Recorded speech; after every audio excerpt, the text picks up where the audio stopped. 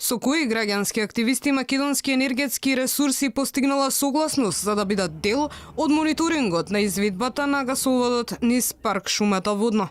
Ова прашање се поставува откако граѓанската иницијатива Го сакам водно демантираше дека постигнале согласност со МЕР.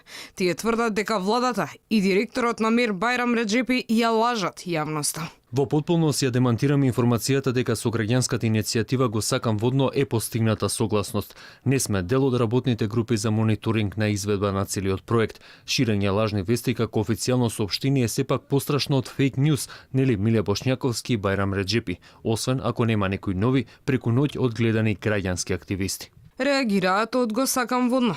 Претходно од МЕР соопштија дека се согласиле со граѓанските активисти и дека и тие ќе надгледуваат изведбата на целиот проект, посочувајќи дека активностите за изградба на магистралниот гасовод продолжиле од понеделникот.